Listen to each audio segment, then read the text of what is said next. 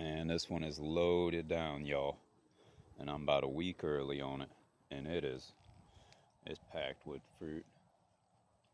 So, there goes one little purple one. There's a couple of them through here. I've been eating them as I go because I'm only finding a couple ripen on each one. And this is about a yellow house, about a plant house on one of the areas that I pick at. You'll know the junkyard right there. So it's a huge junkyard. So on each side is like different zones. This side is the side of the yellow house. There's a really old house here. The lady was in the plants. I've seen her a couple times. First she died. She was like 100. Her freaking daughter was like 80 or something like that. So she lived here. She planted irises and all that. Her whole family grew up on the street. They were all related. There was another, that house yellow right there. That was the color of several of them. I know many of the people in that family, the Greens, and they're real good people. There's a couple family members still around here, and I consider them to be some of the oldest friends that I have, as far as like time I've known them and such. They didn't go to jail and get murdered and stuff. Well, a couple of them did, but there's plenty more that are good and still out here with us. So yeah, this was all basically her garden, so I already knew this was going to be packed. It's always packed. We got a beach plant in there, and we just got tons of them. So when you're in this level of muscadimes, you got to have a problem because it's producing so much fruit. It's not ripening quickly because it's loaded with plants and fruit. And when it's doing that, it's going to need a lot of water. So we'll come back here in a week and do real good here. And I've already tasted a couple of them. And let's see if my buddy's out here. Half time he's out here walking on this little part. Good people, man, real good people. Tony is the name of the man. And you can just see they're packed over here. Y'all see this right here? It's a real good when them leaves start to get crazy looking. That's because the plant is focusing mainly on the fruit and not so much the vegetative or the roots or anything like that. It's trying to reproduce, put this fruit out there, put them seeds, and the seeds get ate and transported all over wherever they go. And that's what fruits will do. The difference between fruits and other plants: fruits are meant to be eaten. The plant is inviting us to pick the fruit and to enjoy it. And when we dispose of the fruit, of course, there's seedlings in there, and that's how plants get around, pretty much. Sometimes birds can eat them, and the seed has a layer of something on it where it can survive that absolute wreckage that is a bird's digestive system and come out ready, pretty much. I don't almost know nobody on this road now. It's almost abandoned. I only see one man out here walking sometimes. I never see these people. Used to be houses all through here too. This was one of the craziest people I think I've ever met in my life, who lived in a trailer right here. Alright guys, so if y'all see me, there's some tea roses in straight ahead. If you're looking at the camera straight ahead, behind that tree line, there's some tea roses, and they're very fragrant, and they're coming up usually around the same time I get my gardenias and my wisterias, and usually a little bit before the gardenias, and it makes a great aroma for the whole house. I'm real lazy. I just pick them and drop them off on the dresser. I don't do too much processing for them. When the air pulls everything out of there and it's a dry rose petal, it's great potassium as far as for plants. I don't you can eat rose petals and they're very good for you. They have some, I believe they help with skin, hyaluronic acid, and vitamin C, which would help the production of collagen to help your skin. So there's people who do eat them. I believe the Iranians eat a lot of roses. Shouts out to Iran, one of the most brave countries out there.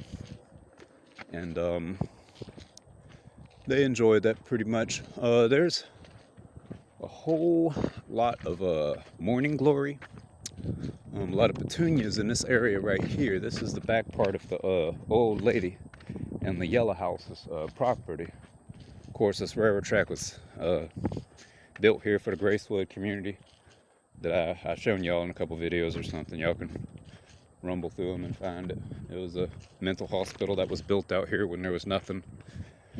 The railroad tracks connected that population center with downtown Augusta and their lines, which connected to South Carolina, which connected to Charleston, Savannah, any of the ports on the east side.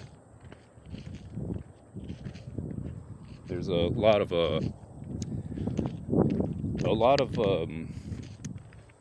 this produce went to Savannah, Charleston. I've seen records of purchase logs all the way in Orlando, Florida. Was apparently a pretty large city even at that time for exports and imports. And crazy enough, some of our exports rolled down there before leaving and going to their final destinations. And I thought that was really cool, because you don't really think about Orlando until maybe the 50s or 60s, whenever the man built the place, Walt Disney started to buy up all the land, and it was dirt cheap. It was viewed as some of the worst land in America for how swampy it was, how hot it was. It's pretty miserable, and this is a good it's a great example of that too. I mean, this is pretty much what I would imagine parts of Florida would be like, with so much swamps and little creeks and inlets and all that around here. Super muggy, large reptiles, deadly spiders. It's not a good area for humans to exist in a large fashion. A man sufficed on the swamp is hardly a plausible scenario anyway. It's a pretty rough living. Even for the roughest of the ruffians and the outcasts and all who would love to stay away from society despite all that. It's a miserable place, y'all. On the beach and the mountains, you'll find a much easier life than the constant wet, constant heat, and bugs of the swamps. You're gonna be ate up in no time. But me personally, I prefer the swamp to the other settings, the mountains or the beach, or even the inland forests, which we have probably quarter swamp. Maybe the rest is just what I would call like a southern inland forest. It's not really boat culture. It's not really, oh, let's go look at these. Again, guys, when you see their leaves are yellowing like that, that's a good sign. Well, it's two signs. It could either be that the soil doesn't have enough nutrients to get the plants chlorophyll right in all the leaves, and to repair them and make sure they stay subtle and hydrated and such. And also, that'll indicate a soil problem, but it also indicates that they're putting out, that they're making fruit, and that they're having a stressful time because they're pumping all that work into making sugar and making complex carbohydrates and simple carbohydrates, that is, of the muscadine plant. And where I'm standing right now is a I don't know what you'd call it, but if it was raining, this would be all wet right here. And man, that's a great place for some muscadimes to come up. And I don't know what that plant is. It's pretty wild. Oh wow, that underneath it, that is a dried out digitalis. That's pretty cool. Um, that guy right there. Uh, Another name for it is a foxtail, I believe is what they call it at Lowe's. Again, out in the country and even in the same regions, you'll have stuff called different names. Um, People, 100 years ago, they didn't have books and all to reference this against. You'd have to go to like a botanical garden to maybe a land grant university, like the University of Georgia. I know from day one they were very strong with their agricultural and their forestry programs, and it's even um, today prestigious in those areas. Texas A&M's another one that has a lot of agricultural knowledge, and I remember the students and the professors and the scientists all from UGA coming to the country all the time. They really had a presence out there.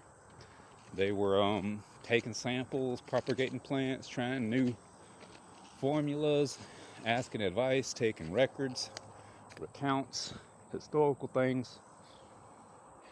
And I thought it was pretty cool, man. I think them guys are some of the coolest people ever.